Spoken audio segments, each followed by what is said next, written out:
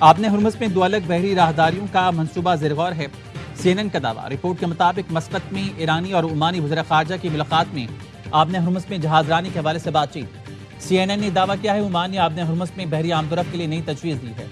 جنوبی راہداری سے آزادانہ بحری آمد و رفت جاری رکھی جائے گی۔ شمالی راہداری استعمال کرنے والے جہازوں کو ایران سے پیش کی اجازت درکار ہوگی۔ مجوزہ معاہدے میں جہازوں پر کسی قسم کا ٹول عائد نہیں ہوگا۔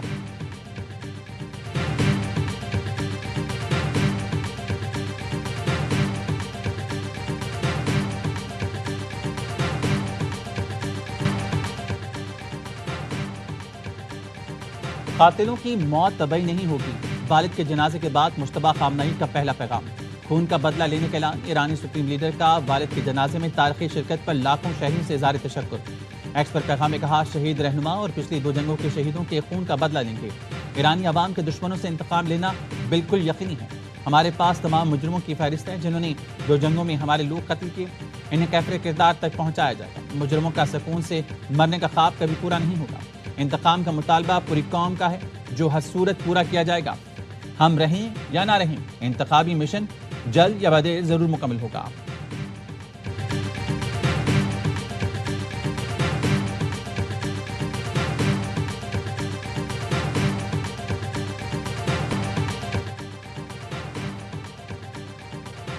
ایک 1000 میزائل ایران کی جانب نشانہ باندھے تیار ہیں جو مجھے قتل کرنے یا قتل کی کوشش کرنے پر داغ دیے جائیں گے۔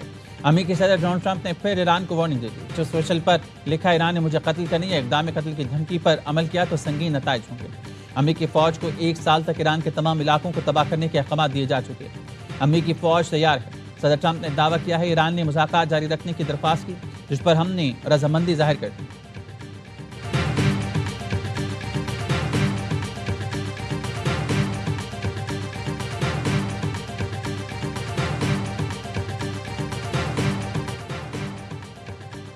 ایران سے مذاکرات جاری رکھنے کی کوئی درخواست نہیں کی۔ امریکہ سے مذاکرات جاری رکھنے کی کوئی درخواست نہیں کی۔ ایران نے امریکی صدر کا دعویٰ مسترد کر دیا۔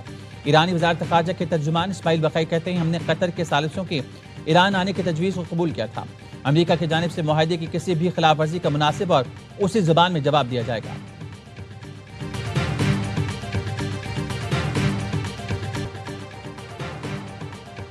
ایران آبِ ہرمز پہ حملے روکنے اور راستہ کھلا رکھنے کا اعلان کرے۔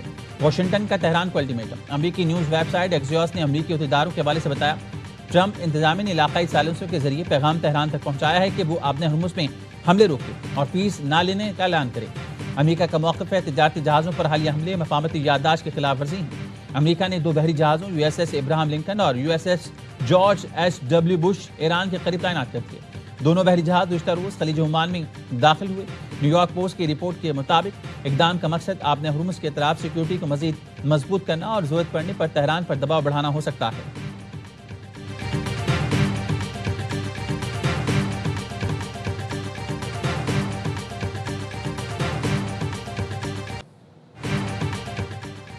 نائب وزیر اعظم اسحاق ڈار اور سعودی وزیر خارجہ فیصل بن فرحان کا رابطہ۔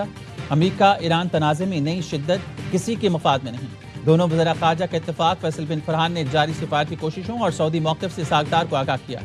اسحاق ڈار نے کہا ثالثی کی کوششوں کو کامیاب بنانے کے لیے مناسب وقت اور سازگار ماحول فراہم کیا جائے۔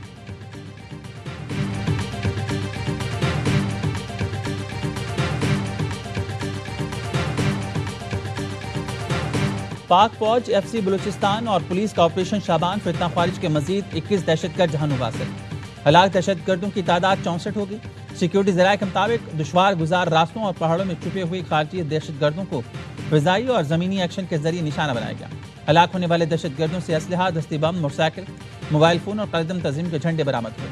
5 جولائی سے اب تک آپریشن شابان اور دیگر انٹیلیجنس بیس آپریشنز میں مجموعی طور پر 102 دہشت گرد ہلاک کیے جا چکے ہیں۔ وزیر داخلہ محسن نقوی کا پاک فوج FC اور پولیس کو خراج تحسین کہا بہادر فورسز نے دشمن کے ناپاک عزائم خاک میں ملا دیے۔ دہشت گرد ملک و قوم پر بوجھ ہیں، ان کا جڑ سے خاتمہ ناگزیر ہے۔ امن کے دشمنوں کو کہیں چھپنے کی جگہ نہیں ملے گی۔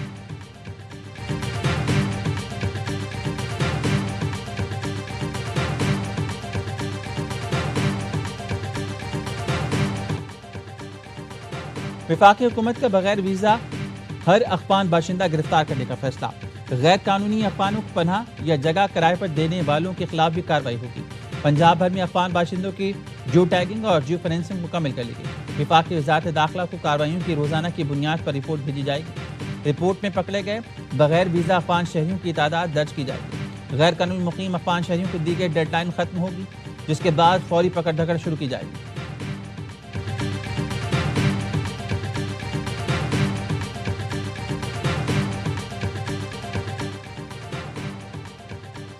نائب وزیر اعظم ساکھدار کی زیر صدارت چینی کی دستیابی اور قیمتوں سے متعلق اجلاس۔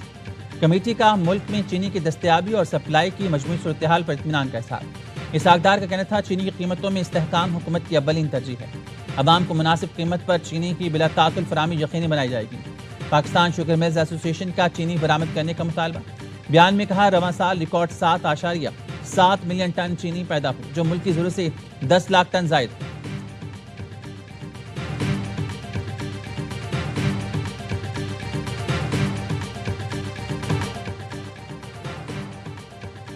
پیٹرول کی قیمت عالمی منڈی کی وجہ سے بڑھی، یہ کہنا مناسب نہیں کہ حکومت جان بوجھ کر پیٹرول مہنگا کر رہی ہے۔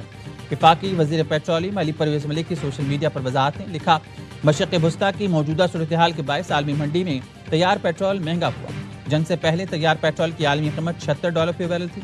جنگ سے پہلے کے مقابلے میں پیٹرول اب بھی تقریباً $12 فی بیرل مہنگا ہے۔ متبادل پالیسی اختیار کی جاتی تو ملک کی معیشت اور عوام کے لیے نتائج کہیں زیادہ نقصان دہ ہوتے۔ وزیر اعظم اور فیلڈ مارشل جنگ کے مستقل خاتمے کے لیے کوششیں کر رہے ہیں۔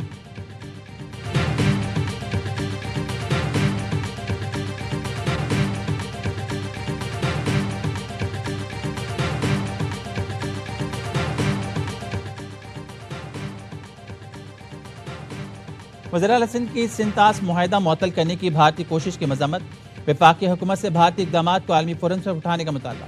کہا پانی کو بطور ہتھیار استعمال کرنے کی کوئی بھی کوشش ناقابل قبول ہے۔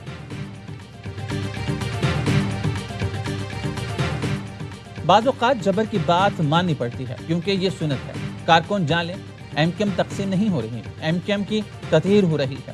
Chairman M Q M Pakistan Khalid Maqbool Siddiqui کا بنس روڈ پر کارنر میٹنگ سے خطاب۔ کہا مصنوعی قیادت قوم کے مفاد میں نہیں۔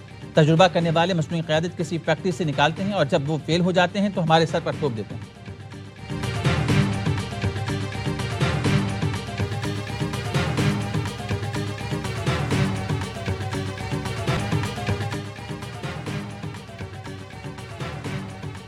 K2 ایئر بیس طیارہ حادثے کی تحقیقات۔ پاک بحریہ اور میری ٹائم سیکیورٹی ایجنسی کا بلیک باکس انجن اور عملے کی تلاش کے لیے آپریشن جاری۔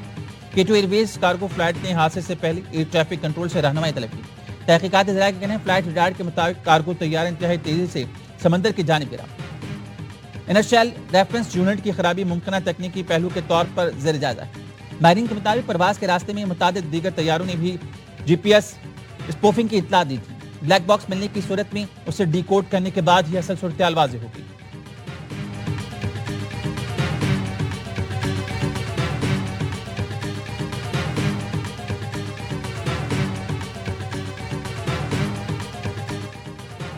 تم سے نہ حکومت سنبھالی جا رہی ہے نہ معیشت سنبھلتی ہے۔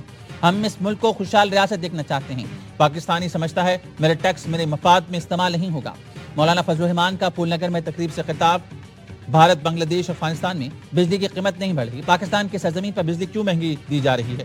پنجاب کے بڈیروں، جاگیرداروں اور ظالموں کو خبردار کرتا ہوں، تمہارا ہاتھ کسی غریب کسان اور مجبور کے گریبان پر پڑا وہ ہاتھ توڑ دیں گے۔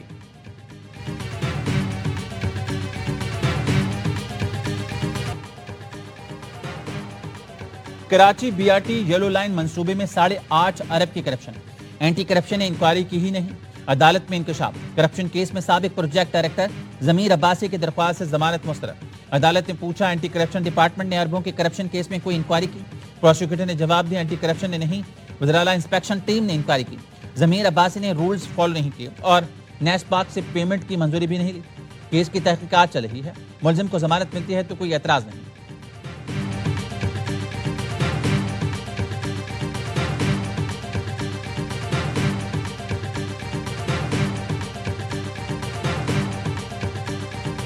اٹھارہ سال سے پیپلز پارٹی کی حکومت ہے۔ پاکستان کا یہ واحد بڑا شہر ہے، آدھے رہائشیوں کو پانی نہیں ملتا۔ زیادہ تر علاقے وہ ہیں جو کہ غریب علاقے ہیں جہاں پہ پانی نہیں افورڈ کر سکتے لوگ۔ پاکستان بھر میں سب سے زیادہ بری تعلیم جو ہے وہ سندھ میں پائی جاتی ہے۔ کراچی کے اندر پہلے یہ کہتے تھے کہ انفراسٹرکچر کا حال جو ہے وہ بہت برا ہے، اب یہ کہتے ہیں کہ انفراسٹرکچر ہے ہی نہیں۔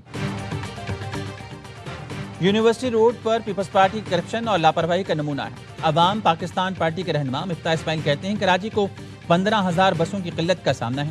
قابل رہائش شہروں میں کراچی 170ویں نمبر پر چلا گیا۔ ملک کے سب سے بڑے شہر کراچی کی آدھی آبادی کو پینے کا پانی میسر نہیں۔ ملک بھر میں تعلیم کی سب سے بری صورتحال سندھ میں ہے۔ ترجمان سندھ حکومت سعدیہ جاوید نے کہا مفتاح اسماعیل کراچی کی فکر چھوڑیں، پہلے اپنی ناکام معاشی پالیسیوں کے حساب دیں۔ کاغذی انڈیکس اور زمینی حقائق میں فرق ہوتا ہے۔ عالمی اداروں کے ایسے سروے اور رپورٹس زمینی حقائق سے مطابقت نہیں رکھتے۔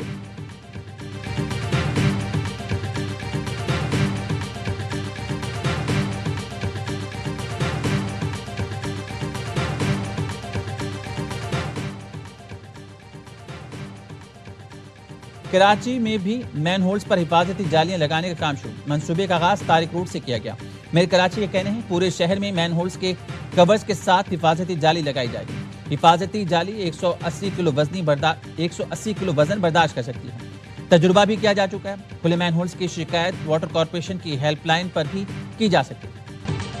پنڈو پولیس نے 40 مطلوب دہشت گردوں کی تصاویر، ایڈریس اور ہیڈ منی جاری کر دی۔ ڈی پی او کے مطابق دہشت گردوں کی سروں کی قیمت 10 لاکھ روپے سے 1 کروڑ روپے تک رکھی گئی ہے۔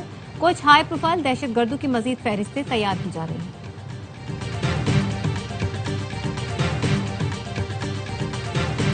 آباد، راولپنڈی اور لاہور میں موسلادھار بارش کے بعد گرمی کا زور ٹوٹ گیا۔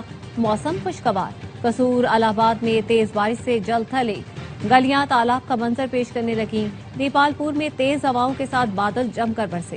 نشیبی علاقوں میں پانی جمع۔ محکمہ موسمیات کا آج اور کل اسلام آباد، پنجاب، خیبر پختونخوا، بلوچستان، گلگت بلتستان، مری، گلیات اور کشمیر کے بعض علاقوں میں موسلادھار بارش کی پیش گوئی۔